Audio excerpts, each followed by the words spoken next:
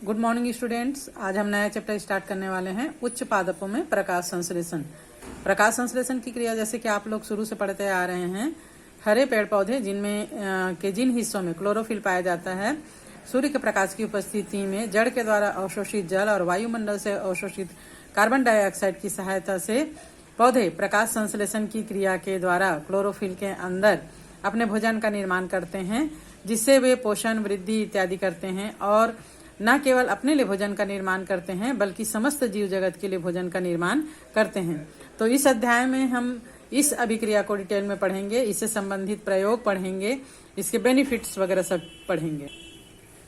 तो सभी सजीवों को अपनी जैविक कार्य को करने के लिए ऊर्जा की आवश्यकता होती है और ये ऊर्जा हमें भोजन से ही प्राप्त होती है और ये भोजन प्रत्यक्ष या अप्रत्यक्ष रूप से पौधों के द्वारा ही हमें मिलता है, पूरे जीव जगत को मिलता है।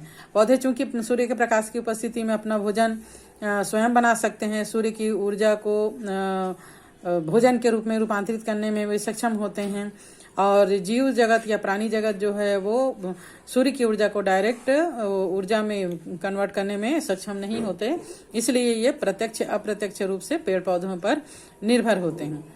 तो हरे पादप जो अपना भोजन स्वयं बना सकते हैं उनको स्वपोषी और जीव जगत जो अपना भोजन स्वयं नहीं बना सकते उनको परपोषी कहा जाता है। हरे पौधे अपना भोजन क्लोरोफिल की सहायता से बनाते हैं और ये जैसे कि अभी मैंने बताया, मृदा के द्वारा अवशोषित जल, वायुमंडल के द्वारा कार्बन डाइऑक्साइड, सूर्य से प्राप्त ऊर्जा को फिर कार्बोहाइड्रेट के रूपी रासायनिक ऊर्जा में कन्वर्ट कर देते हैं।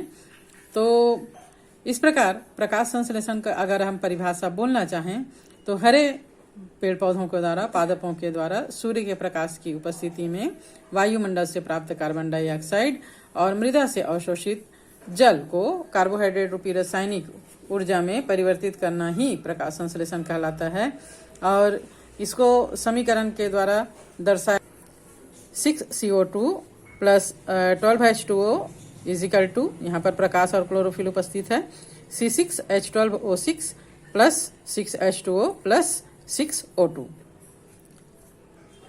तो इस प्रकार प्रकाश संश्लेषण की क्रिया में ऑक्सीजन जो है वो उप उत्पाद के रूप में मुक्त होता है जो पूरे जीव जगत के लिए श्वसन के लिए आवश्यक होता है। पिछली कक्षाओं में हमने प्रकाश संश्लेषण को जानने के लिए कुछ साधारण प्रयोग किए थे, अगर याद होगा आप लोगों को। तो 10th में हमने हाइड्रिला के पौधे के द्वारा प्रकाश संश्लेषण की क्रिया के लिए प्रयोग किया था और प्रकाश संश्लेषण के लिए क्लोरोफिल यानी पत्तियों का हरा वर्णक प्रकाश और कार्बन डाइऑक्साइड आवश्यक है, इसके लिए भी प्रयोग हमने किए थे और यहाँ भी हम देखेंगे। और अगर आप लोगों को याद होगा तो एक और हमने प्रयोग किया था जिसमें मोमबत्ती को और चूहे को अलग अलग बेल जार में रखा था, तो ज़्यादा देर तक मोमबत्ती नहीं जल पाई थी और चूहा भी ज़्यादा देर तक जीवित नहीं रह पाया था। लेकिन जब मोमबत्ती को और चूहे को एक पौधे के साथ बेल जार में रखा गया तो वे ज़्यादा देर तक मोमबत्ती जलता रहा और चूहा भी बहुत ज़्यादा समय तक जीवित रह पाया था। ये प्रयोग हमने 10th में किया था।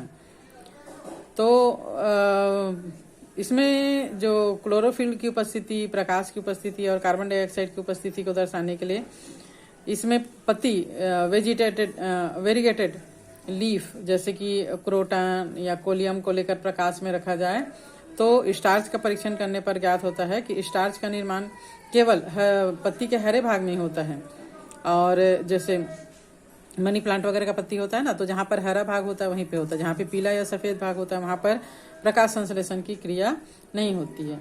तो इस प्रकार सबलित पत्ती में सफेद एवं लाल रंग के धब्बे होते हैं जिसमें क्लोरोफिल नहीं होता है, उन स्थानों पर स्टार्च का निर्माण भी नहीं होता है। प्रकाश संश्लेषण से संबंधित मोल्स का प्रयोग किया जाता है। इस प्रयोग में चौड़े मुंह की बोतल लेते हैं जिसमें थोड़ा सा कास्टिक पोटास लिया जाता है। बोतल के मुंह को बीच से घिरे हुए कार्क से बंद कर देते हैं और एक गमले जिसको कि 48 घंटे तक अंधेरे में रखते हैं ताकि पत्तियां स्टार्च रहित हो जाए, में लगी स्टार्च रहित पत्ती का आधा भाग कार्क से होता हुआ बोतल के अंदर घुसा देते हैं और पत्ती का शेष भाग, आधा भाग जो है वो बोतल के बाहर रहता है। कुछ घंटों के बाद प्रकाश में रखने के उपरांत जब स्टार्च परीक्षण किया जाता है तो ज्ञात होता है कि पत्ती का जो भाग बोतल में था उसमें स्टार्च नहीं बना और जो भाग प्रकाश में था उसमें स्टार्च बनता है। बोतल में KOH कार्बन डाइऑक्साइड को अवशोषित कर लेता है, इस कारण पत्ती के अंदर के भाग को कार्बन डाइऑक्साइड भी प्राप्त नहीं हुआ। अतः इस प्रयोग से भी सिद्ध होता है कि प्रकाश संश्लेषण के लिए कार्बन डाइऑक्साइड आवश्यक है। कुछ प्रारंभिक प्रयोग प्रकाश संश्लेषण की प्रक्रिया को दर्शाने के लिए किया गया। जैसे सबसे पहला प्रयोग जोसेफ प्रिस्टले ने किया 1770 में। इन्होंने बताया कि प्रकाश संश्लेषण की क्रिया में गैसों का आदान प्रदान होता है। उन्होंने अपने प्रयोगों के आधार पर यह बताने का प्रयास किया कि पौधे जंतुओं के द्वारा दूषित वायु को शुद्ध करते हैं। प्रिस्टले ने बेल जार में मोमबत्ती जलाने में अशुद्ध हुई वायु को पुदीने के पौधे द्वारा पुनः शुद्ध कर जंतुओं के श्वसन के योग्य बनाया, जैसे कि यहाँ पर ये प्रयोग में दिख पा रहा है। जॉन इंजनहाउस, इन्होंने 1979 में सबसे पहले ये बताया कि पादपों के हरे भाग, तो इन्होंने बताया कि पादपों के हरे भाग पत्ती और पर्णवृंत प्रकाश की उपस्थिति में वायु को शुद्ध करते हैं और अंधेरे में ये अशुद्ध कर देते हैं।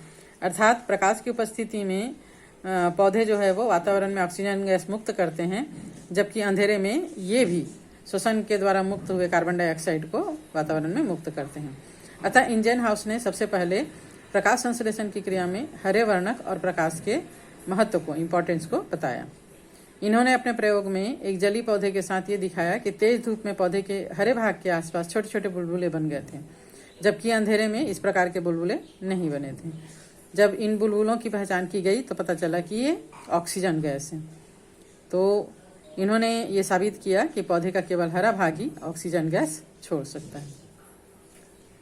जूलियस वान सैच, इन्होंने बताया कि पौधा वृद्धि करता है तब ग्लूकोज या शर्करा बनता है और ग्लूकोज प्रायः स्टार्च के रूप में पौधों में संचित रहता है।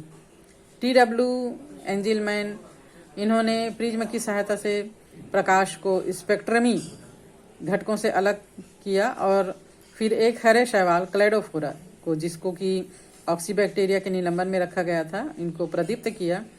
बैक्टीरिया का उपयोग ऑक्सीजन निकलने का केंद्र पता लगाने के लिए किया गया। प्रयोग में देखा गया कि बैक्टीरिया मुख्यतः लाल और नीले प्रकाश क्षेत्रों में एकत्र हो गए थे। इस प्रकार प्रकाश संश्लेषण का पहला सक्रिय स्पेक्ट्रम ज्ञात हुआ।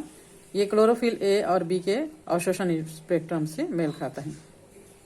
19वीं सदी के मध्य तक पादप संश्लेषण की सभी मुख्य विशिष्टताओं के विषय में ज्ञान हो चुका था, जैसे कि पौधे कार्बन डाइऑक्साइड और जल से प्रकाश ऊर्जा का उपयोग कर कार्बोहाइड्रेट बनाते हैं। और इसी प्रकार वॉन मिल्स ने अपने प्रयोग किया और बहुत सारे वैज्ञानिक जैसे रूमन, केमन, हाशिद, इन्होंने प्रकाश संश्लेषण की पथ का पता चलाया। तो इस प्रकार किया। इस प्रकार अनेक वैज्ञानिकों ने समय समय पर प्रकाश संश्लेषण के पथ का पता लगाया और इसे समझाने की कोशिश की, जिसे हम इस लेसन में डिटेल में पढ़ेंगे। तो आज के लिए इतना ही।